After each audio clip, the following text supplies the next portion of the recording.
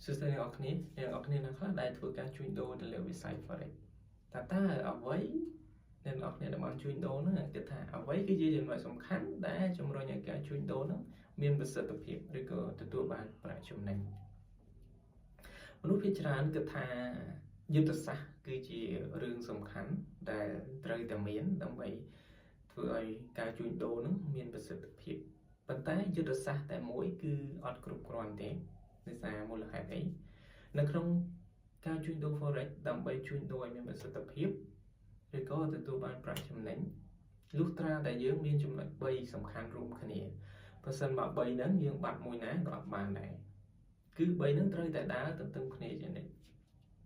ចឹងចំណុចទី1គឺយុទ្ធសាស្ត្រគឺសំខាន់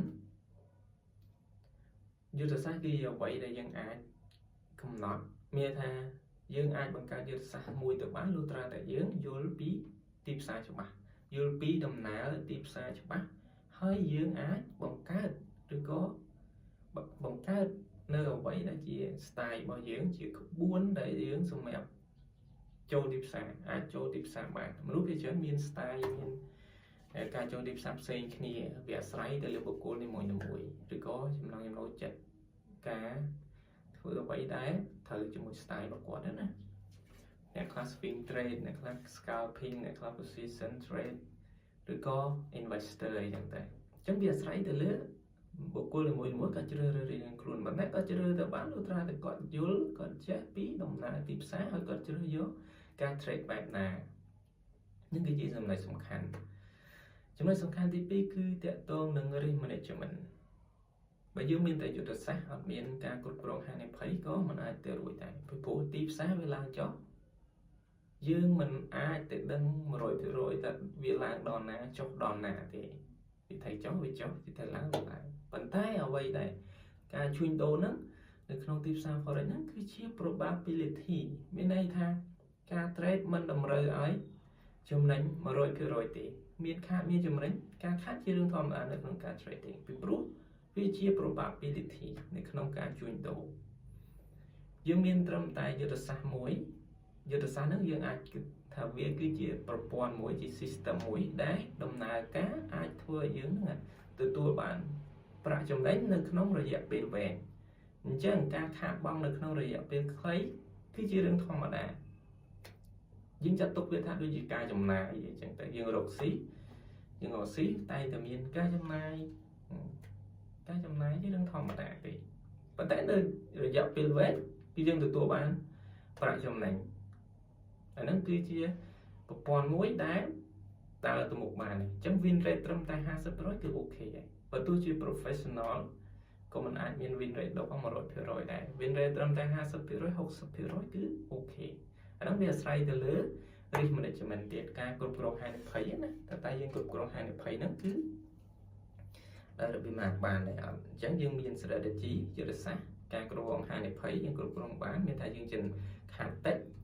តែយើងចំណេញច្រើនយើងខាត1យើងចំណេញ2ឬក៏3អីអញ្ចឹងទៅវាអាស្រ័យទៅលើយុទ្ធសាស្ត្ររបស់យើងអញ្ចឹងវាត្រឹមតែ 50% ទៅ 60% គឺយើងអាចទទួលបានប្រាក់ចំណេញមួយទៀតគឺចំណុចសំខាន់ដែរគឺចិត្តសាស្ត្រមនុស្សភាគច្រើនធម្មតាយើងជាមនុស្សតែមានភាពភ័យខ្លាចការលុបលន់ការស្ទាក់ស្ទើរណាការសោកស្ដាយឬក៏គ្មានការអត់ធ្មត់អីចឹងទៅយើងអាចរងចាំការអត់ធ្មត់អត់បានអាហ្នឹងគឺជាបញ្ហាដែលมันអាចធ្វើឲ្យយើងហ្នឹងជួញដូរបានត្រឹមត្រូវឬក៏มันអាចរងចាំมันអាចពីព្រោះនៅក្នុងទីផ្សារចំណុចខ្លះយើងត្រូវការរងចាំទីផ្សារវាឡើងពេលខ្លះវាឡើងពេលខ្លះវានៅត្រឹងវាឡើងចុះយើងត្រូវការរងចាំឱកាសដើម្បីចូលអញ្ចឹងកាលណាដែលយើងអត់ធ្មត់អត់បានចិត្តសាស្ត្រយើងខ្សោយអត់ធ្មត់អត់បានយើងចូលមុនពេលខ្លះទៅអារម្មណ៍យើងលុបលន់ឬក៏អីចឹងទៅពេលខ្លះចេះតែជន់នៅក្នុងទីផ្សារចេះតែចូលដែលឡប់ខ្សែយើងចេះមានម៉ានចេះតែជន់ចេះជន់ញ៉ើជាបញ្ហាតាក់ទងនឹងអារម្មណ៍មានលុបលន់សោកស្ដាយស្ទាក់ស្ទើរខ្វះការអត់ធ្មត់វាជាបញ្ហាដែលធ្វើឲ្យយើងមិនអាចដើរនៅក្នុងទីផ្សារហ្នឹងបានយូរអង្វែងងាយនឹងដាច់ account នេះចឹងទៅហ្នឹងហើយគឺជាបញ្ហា ចឹងសរុបមកវិញអ្នកទាំងអស់គ្នាត្រូវនៅក្នុងការជួញដូរណាដើម្បីជួញដូរបានទៅមានប្រសិទ្ធភាពគួរតែមាន3ហ្នឹងដើរទន្ទឹមគ្នាបាត់មួយណាក៏អត់បានដែរទី1យុទ្ធសាស្ត្រទី2គឺ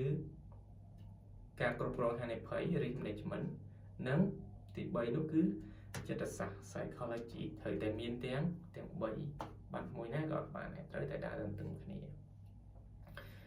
ចឹងប្រសិនបើអ្នកទាំងអស់គ្នាដែលមិនទាន់យល់ដឹងណាច្បាស់ឬក៏អ្នកដែលចង់ប្រឡូកលើវិស័យហ្នឹងតែអត់ទាន់មានចំណេះដឹងឬក៏អត់ទាន់យល់ដឹងតាក់ទងនឹងចំណុចទាំងអស់ហ្នឹងអាចតាក់ទងខ្ញុំបានឬក៏អ្នកដែលជួញដូរហើយកំពុងតែជួញដូរមានបញ្ហាអាសាដាច់ account ឬក៏ជួញដូរមានបញ្ហាមិនទាន់យល់ពីដំណើរទីផ្សារឬក៏បច្ចេកទេសនៅក្នុងការជួញដូរអាចតាក់ទងខ្ញុំផ្ទាល់បានឬក៏ inbox មកបានហើយមួយទៀតតាក់ទងអ្នកដែលជា investor ណាចូលចិត្ត invest មានថាវិនិយោគសម្រាប់រយៈពេលវែង long term អីចឹងទៅក៏អាចតាក់ទងមកខ្ញុំបានដែរឬក៏ចង់យល់ដឹងស្វែងយល់ចង់ដឹងព័ត៌មានតាក់ទងនឹងបច្ចេកទេសឬក៏ដំណើរទីផ្សារអាចតាក់ទងមកខ្ញុំបានតាម inbox មកបានអរគុណ